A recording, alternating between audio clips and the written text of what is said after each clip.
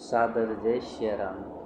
मित्रों, शास्त्र और संत कहते हैं कि मनुष्य जीवन की परिपूर्णता पर ब्रह्म परमात्मा की प्राप्ति में भगवान भोलेनाथ माँ पार्वती से अपना अनुभव साझा करते हुए कहते हैं, उमा कहूँ मैं अनुभव अपना, सत्य हरि भजन जगत सब सपना।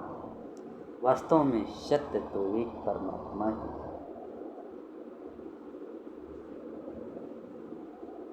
यह संसार तो प्रतिक्षण प्रतिपल परिवर्तित ही हो रहा है, अर्थात परिवर्तनशील है, अनित्य है, विनाशी है। तो फिर हमें सत्य की प्राप्ति कहाँ से होगी? वास्तव में यदि हम सत्य तत्व की प्राप्ति करना चाहते हैं तो उस अजर अमर अविनाशी की शरण में बैठना होगा, अपने आप को उस परम सत्ता के समर्पित करना होगा जो कि पूरे ब्रह्मांड का नियामक है। वास्तव में वेदों ने कहा है कि बिना भगवान के भजन के हृदय को शांति नहीं मिलती।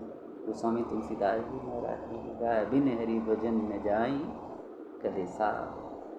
तो एक भजन प्रार्थना के माध्यम से अपने हृदय के क्लेश को दूर करते हैं।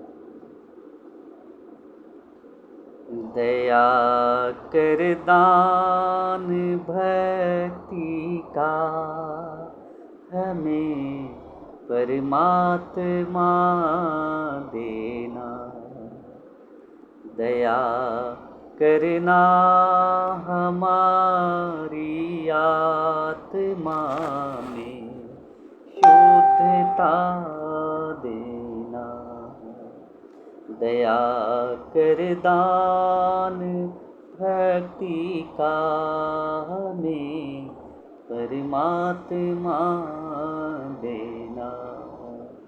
वैसे तो परमात्मा कण कण में व्याप्त है, हरि व्यापक सर्वत्र समाना, प्रेम ते प्रगट हो ही मैं जाना। अग जग में प्रभु रहते विरागी, प्रेम ते प्रभु प्रगटे जिम आदि। हर जगह समान रूप से विद्यमान है, ऐसा सुई के नोक बराबर कोई स्थान नहीं छूटा है जहाँ परमात्म तत्व न हो। तो फिर सबसे सन्निकट और हर जगह वर्तमान परमात्मा को हम प्राप्त क्यों नहीं कर पाते? इसलिए नहीं प्राप्त कर पाते क्योंकि हम परमात्मा के सम्मुख हैं, विमुख हैं। हम तो परिवर्तनशील संसार के सम्मुख हैं, विषयों की तरफ आसक्त हैं, पतंगों की तरह। तो फिर रहते हुए भी अविनाशी परमात्मा का हम दर्शन नहीं कर पाते और हमारा जीवन ऐसे व्यतीत हो जाता है। इसीलिए क्या प्रार्थना करता है, हमारे ध्यान में आवो प्रभु, आँखों में बस जाओ। हमारे ध्यान में आओ प्रभु, आँखों में बस जाओ। मेरे दिल में आकर के, मेरे दिल में आकर के परम ज्योति जगा देना, दया कर दान भक्ति का हमें परमात्मा देना।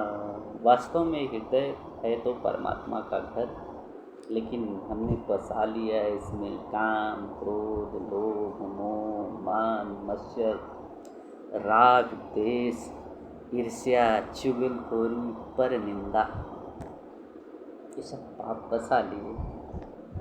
तो फिर भगवान को कैसे प्राप्त करें? जब तक ये दूर न हो तब तक दिव्य स्वरूप का दर्शन न हो।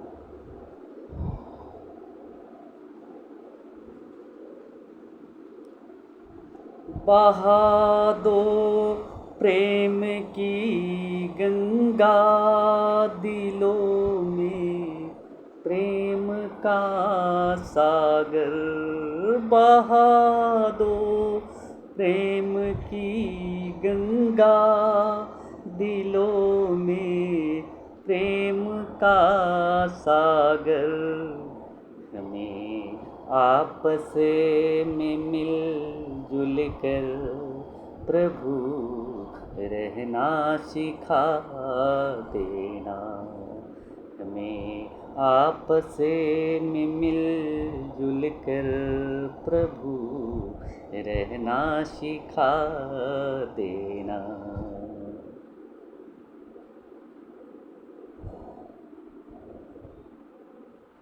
वतन के वास्ते जीना, वतन के वास्ते मरना, वतन के वास्ते जीना, वतन के वास्ते मरना।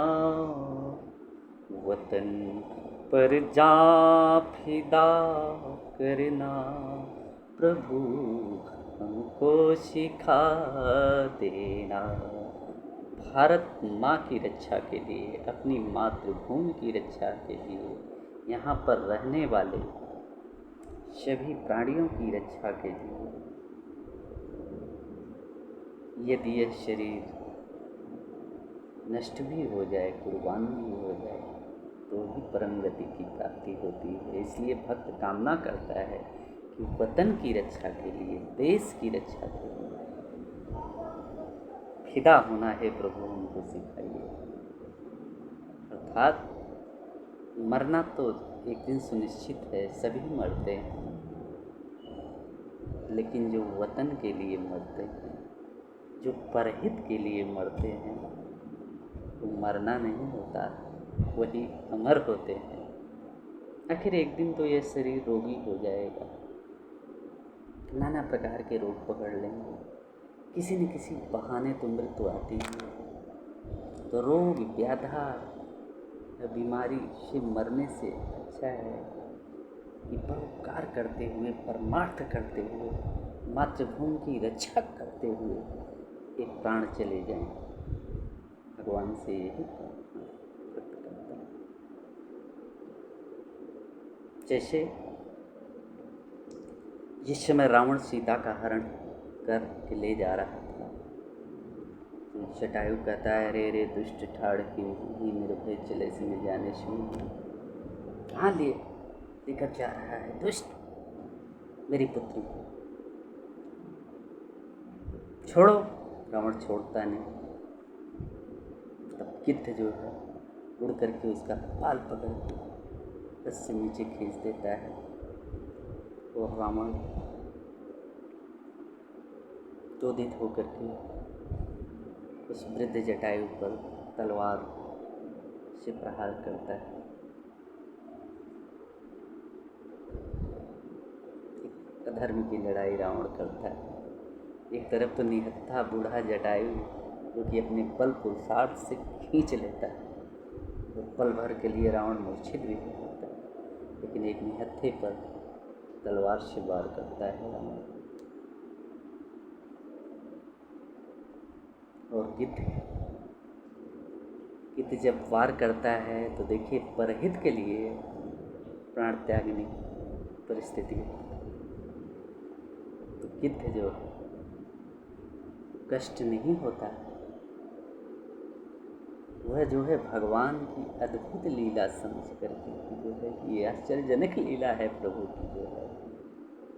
काठा पंख किरा खग धरनी, सुमिर राम कर अद्भुत करनी, मर गया। और वही भीष्म जो है शक्ति रहते हुए, समर्थ रहते हुए एक नारी की रक्षा नहीं कर पाया, तो बाण की सैया पर 6 महीने तक कष्ट झेलना पड़ा।